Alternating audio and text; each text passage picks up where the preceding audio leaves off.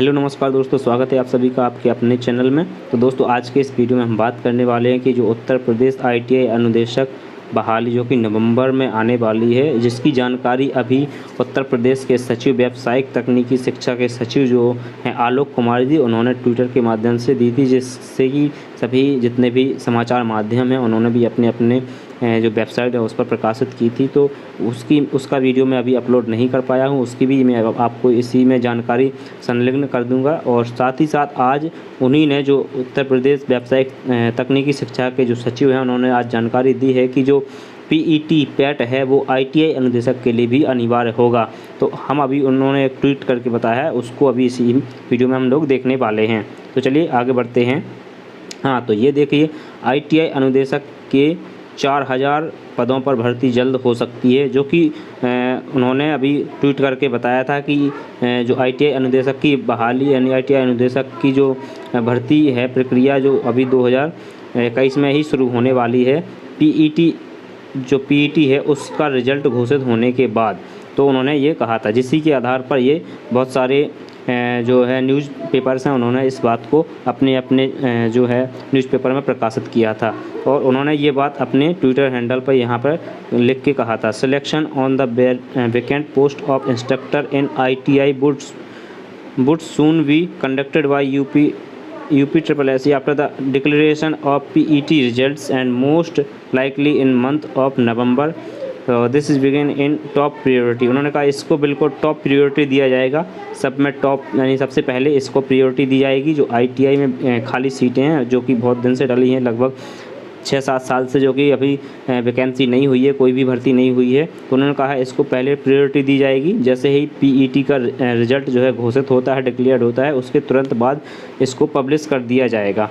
तो फिर लोगों ने जो ITI CTI होल्डर हैं और जो कि अनुदेशक की भर्ती के लिए फॉर्म डालने के लिए इच्छुक हैं, उन्होंने फिर ट्वीट करके आलोक जी से पूछा है, आलोक सर से पूछा है कि क्या सर इसके लिए PET लागू होगा, यानी PET अनिवार्य होगा कि नहीं होगा। तो उन्होंने उसका रिप्लाई करके अभी बताया है कि इसके लिए जी हाँ PET लागू होगा। जी अभी यहाँ पर पूछा था दिलीप कुमार ने, आलोक सर जी आपसे अनुरोध है कि ITI अनुदेशक में PET को लागू ना किया जाए, क्योंकि पहले से कोई पक्का इन्फॉर्मेशन ना होने के कारण कितने CITS होल्डर PET का फॉर्म्स नहीं भरे हैं। तो उन्होंने इसका रिप्लाई करते हुए कहा है, it's was put in public notice that for all recruitments we done by UPSSC PET would be compulsory। उन्होंने कहा I don't think it will be possible now to waves of PET recruitments for instructor position. तो उन्होंने कहा है कि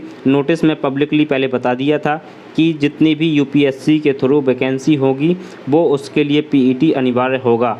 तो अब इसमें हम नहीं सोच सकते हैं कि जो PET एग्ज़ाम है उसको इंस्ट्रक्टर पोजीशन से हटा दिया जाए, ये सोचना या ये होना पॉसिबल नहीं है।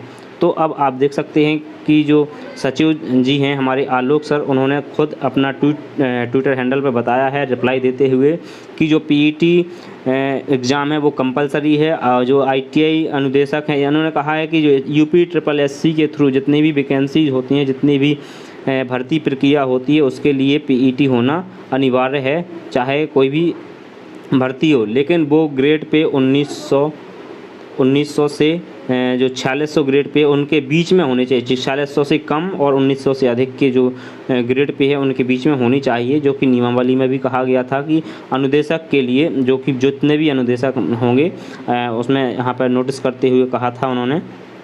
तो यहाँ पर जो नोटिफिकेशन था उसका यहाँ पर ये कटिंग है, यहाँ पर जो नोटिफिकेशन था उसका ये कटिंग है, यहाँ पे आप देख सकते हैं।